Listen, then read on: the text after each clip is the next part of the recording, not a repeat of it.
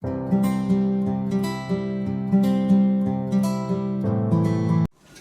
to AETCM, the emergency medicine channel.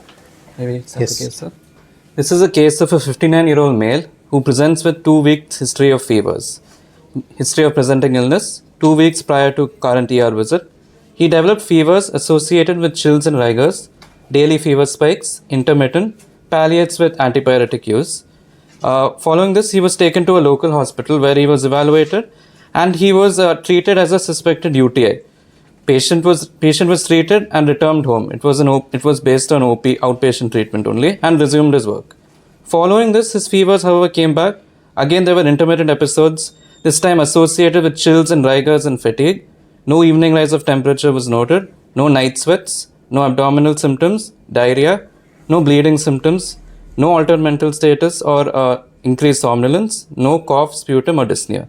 Again, he visited clinics nearby. And again, he received a course of antibiotics for suspected UTI treatment, sir. His symptoms continued to worsen, and he was becoming increasingly drowsy, and his fevers continued to spike daily with high-grade chills and rigors. So he went to a nearby tertiary level center, and at this point, he also developed abdominal pain, vomiting, and back pain.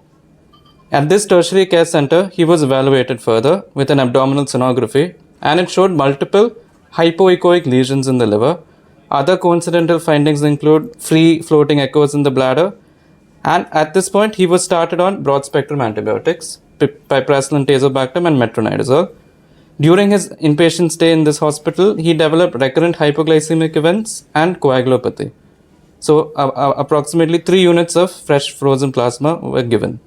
At this point, a CCT abdomen pelvis also was done and revealed multiple peripherally enhancing lesions in the liver, and an enhancing polyp-like lesion noted in the cecum. Other coincidental findings included a chronic calculus cholecystitis. Bilateral minimal pleural effusions were noted. However, there were no nodules or lesions in the lung. So at this point, his fevers were continuing to worsen, and even on piptazo and metronidazole, he was still very symptomatic. He was then referred to our hospital for further evaluation and management. So then when he arrived at our hospital in our ER, he continued to remain febrile and chills and rigors were present. Viewing this, antibiotics were then later revised to meropenem and metronidazole. So after sending cultures, we also, because we got the background history of these abscesses being there, so we decided that maybe source control would be necessary. So then we planned for a USG guided pigtail drainage, and the pus was drained. There was quite frank pus that was drained, and the pus was sent for culture. And at this point, the repeat CT that we had done after the USG showed the pigtail was in situ, but also showed a development of a new subdiaphragmatic collection, which was not noted on the previous CT.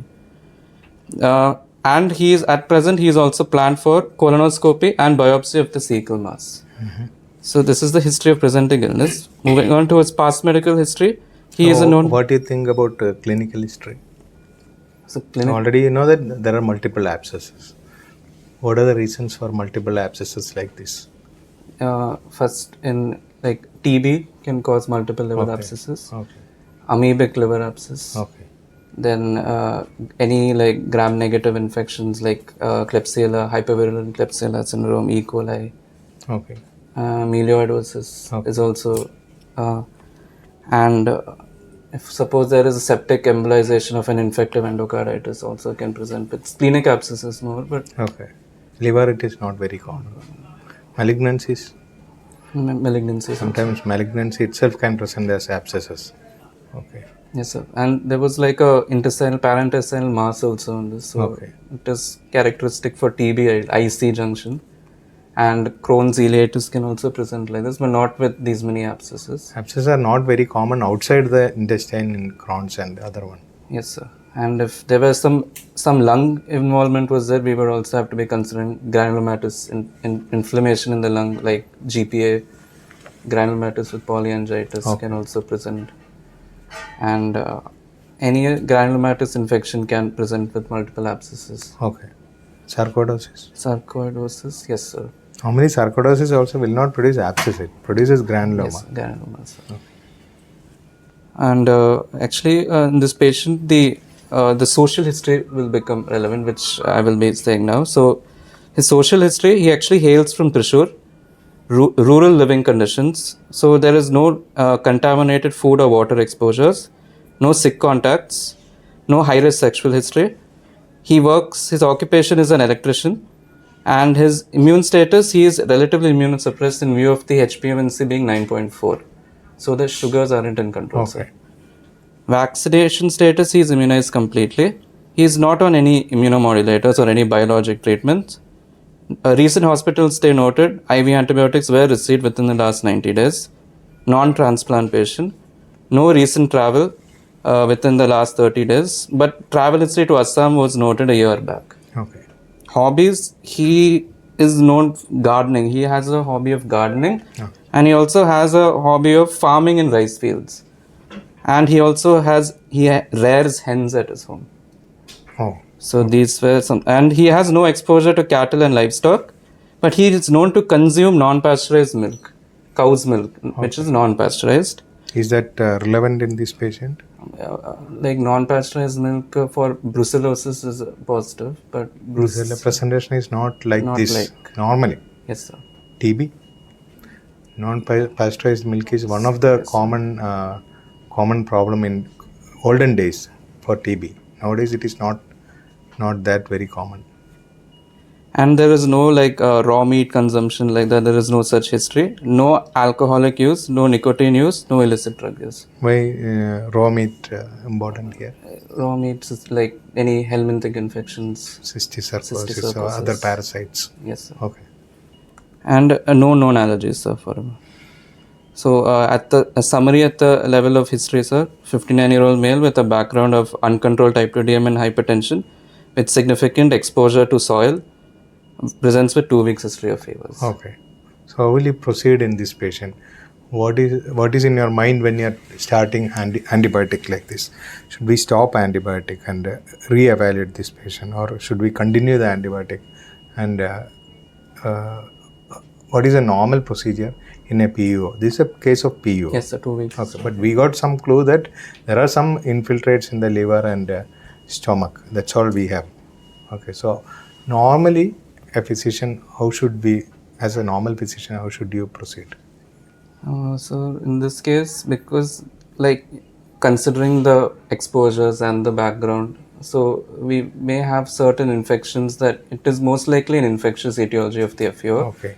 So antibiotics, ideally if it is a pure FUO, we should ideally stop all drugs because drugs are an important cause of FUO, and sometimes and we should evaluate. Ideally in our center we have an access to nuclear imaging. Okay. So ideally we should go ahead with PET early. So the current protocol is, if you are not able to diagnose, if possible, PET scan is one of the important investigations in this type of cases.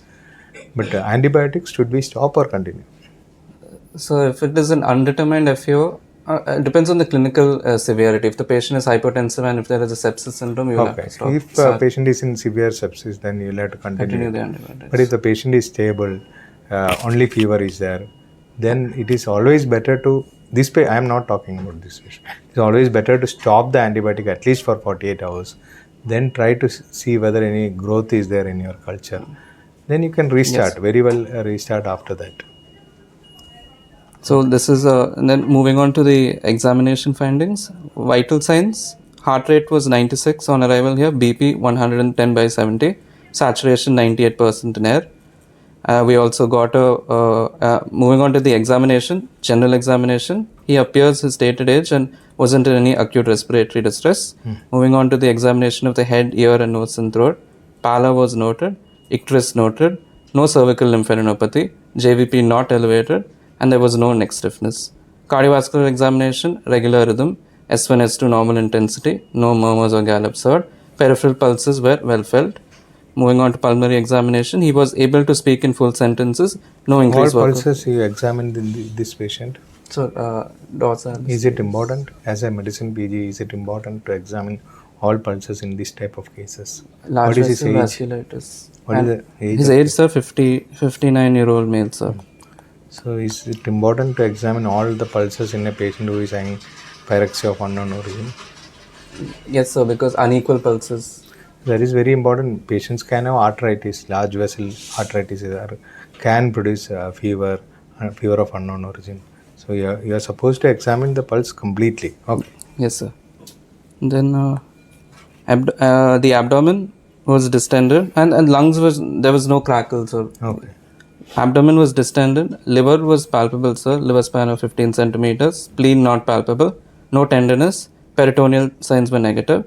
Neurological examination, he appears drowsy, but he is arousable and he obeys commands. He is moving all four limbs equally, and no focal neurological deficit, and plantars were bilaterally flexor. Extremities and skin, no axillary or inguinal lymphadenopathy noted. Pedal edema pitting up to shin was present. No rash, swelling, or redness noted. There was no evidence of any tender or swollen joints on extremities and skin examination. So what is your final diagnosis now? At this level, sir, we have a male with significant exposures, and on examination, he has icterus as well as pallor and hepatomegaly. Okay. And since we have imaging evidence of Icterus and pallor is due to hemolysis or something else? So it could be in sepsis, there can be sepsis of cholestasis, which can cause bilirubin elevation, or it could be seen as part of the multi-organ dysfunction syndrome also. Or because of the liver abscesses, there could be some liver dysfunction because there's an infiltrative liver process going on. Here, what is you didn't talk about the investigation. Oh, yes, sir. Yes, sir. I'll come now to the investigations. Okay. So, investigations on presentation here, sir. He had moving on to the CBC. The CBC here was showing a white cell count of 28,000, sir. 28,000. A neutrophil predominant. Neutrophils were 86%. Lymphocytes were 5%. Eosinopenia was noted. Hemoglobin was at 10.1 with an MCV of 76. Platelets was 623,000, sir. And INR was 1.41. Biochemically, sodium was 117 on arrival. Potassium was 3.4.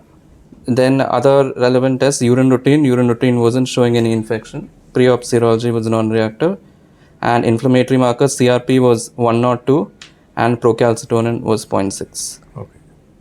And so what are the abnormalities you are seeing? Very high counts, very high platelet counts. Yes, sir. ESR is very high, yes, CRP is very high. It all indicates what? Inflammation, sir. So it's a chronic inflammation, not an acute problem. And even the counts are very highly elevated. Do you think that it is due to infection or something else? This usually when counts are this high, you should try. Is it a leukemoid reaction or is it leukemia? Okay. It's a leukemoid reaction. Okay. Then sir, urine is negative, and but pre-op serology is also non-reactive. Uric acid? What is the uric acid? The uric acid was 7. Uric acid was not done at this stage, sir. How do you differentiate leukemoid reaction from leukemia? LAP positivity. That afterwards, no? Initially in emergency room or ICU. Smear, you can see more than 10% of blasts. That is a finding. Then uric acid is very important because if there is uncontrolled production of WBC, then uric acid will be very high. Okay, but uric acid can be high in other conditions also, like a patient who is on alcohol also can increase uric acid. But that is one of the indicator whether you can differentiate between leukemoid reaction and leukemia. Okay, most important is peripheral smear only. Then. Yes, sir. And then when he came here, initially he was still febrile, sir. So we felt that because the pus hadn't been evacuated from those abscesses, like no amount of antibiotics would help him. Like we need source control also. Okay. So then we went ahead with our interventional radiology team here. So what is the problem of antibiotic in an abscess? What is the problem? So no antibiotics can penetrate into a pus. Okay, that we should basically understand, and we should remove the pus. Unless until we remove the pus, patient will not improve. Okay.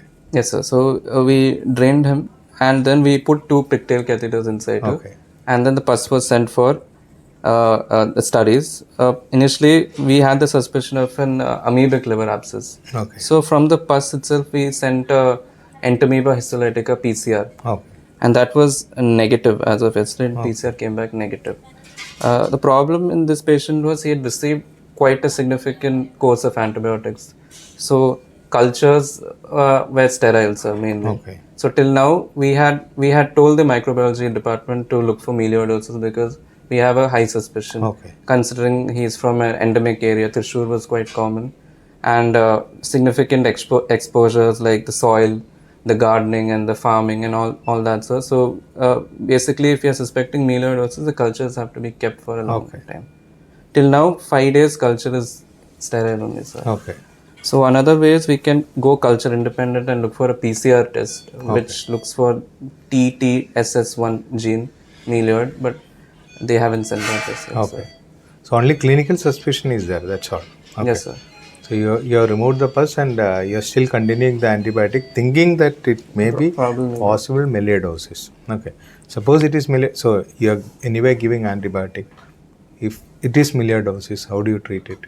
Sir, actually, recent guidelines by Darwin Hospital, Australia have said that it has 2 phases, Okay. an acute phase and an eradication phase. The acute phase should be minimum 2 weeks to a maximum of 6 to 8 weeks even, depending on the foci of infection. Following which the eradication phase should last from anywhere between 3 months to 6 months.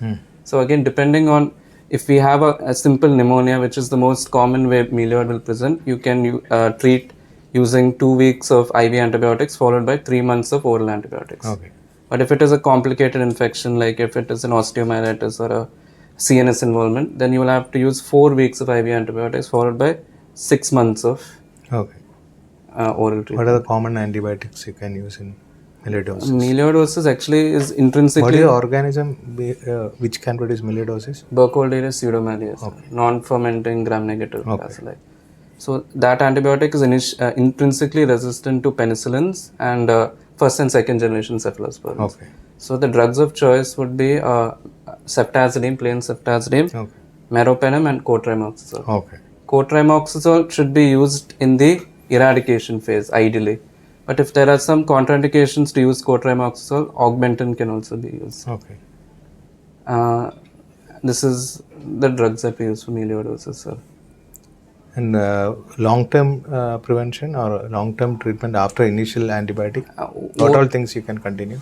Oral cotrimoxazole should be. Okay. Other drugs? Suppose cotrimoxazole. Doxycycline is one of the easiest drug because cotrimoxazole, some patients can have severe reactions and allergy. In that case, you have to switch to doxycycline. Okay. What happened to this patient after you started meropenem? And what else you started? After the source control, he improved significantly, sir. Like his fevers abated, and recent counts also from 26 has come down to almost 16,000. Okay. CRP is also showing a downtrend. Okay. But now current questions that are remaining are he's having a pleural effusion. Okay. So do we tap that? If possible, we should tap that and send that also for culture. And another thing. How is his fever now? Fevers have abated, sir. It's completely subsided. Okay. And that polypoidal mass, that should actually we have planned for a colonoscopy with biopsy for that also. Because is it part of this melioid or is it a different disease entity? We don't know. So. Okay. Polyps are common in that age group patients. Many patients can have polyps otherwise also. Okay. But even then, when you have a focus of infection, it is always better to do polypectomy and find out whether it is a part of this disease or it is a part of some other malignancy which produces metastasis. There is no signs of malignancy here. So there's an anemia, indeficiency anemia is there. That could be a sign, but apart from clinically, syndromically, there's no evidence of malignancy. Okay. So what antibiotic currently he is getting now? Currently he is getting meropenem, metronidazole, and cotrimoxazole oral 1 double strength has been started BD. Okay. What else you want to tell about melioidosis? It's not a confirmed case of melioidosis. Still, you can think about tuberculosis and other conditions which can produce like fungal infections. He's a diabetic patient, chronic fungal infection, who was on antibiotic for a long period. Multiple fungal lesions are very common in this type of patients. It is always better to cover for fungus also because anytime this patient, even now he can develop fungal infection because continuously you are giving antibiotic for a long period. Okay. Yes, sir. Just melioid is also an agent of bioterrorism. So it should be remembered that sometimes working with melioidosis itself can result in you being banned from entering different Okay, countries. suppose you get a patient who is asymptomatic, is melioid test is positive, what do you do? Yes. That also happens because it's in endemic areas, many patients can have positive test. Minimal symptoms can have positive test. I'm sure. I think you may have to treat it, sir. For It is not recommended. If the patient is asymptomatic, these organisms are there everywhere. Okay, only when you are immunocompromised, like diabetes, patients on immunomodulator drugs, cancer therapy, post-transplant patients, they all develop this disease. But if you are fully immune, there is a low chance for all these things. Okay, so it is better not to treat in that conditions. But if you are strongly suspecting melioid-induced multi-organ dysfunction in an immunocompromised patient, then treatment is required. Okay, here also it is not confirmed that we are only postulating that it may be melioidosis. Okay, there is a high chance of melioidosis since he is from an endemic area, but the other types of chronic disease also we should rule out. That most important is fungus. Okay, TB will be anyway ruled out. yes, negative, sir. Okay. PCR gene expert was done Okay. on the pus. It is negative. Yes, sir. Fungus. Fungus. We actually should have thought along fungal lines, but we. Okay. Fungus also Yes, sir. possible is there. Okay. Anything else? Nothing. Okay. Thank you. Okay, sir.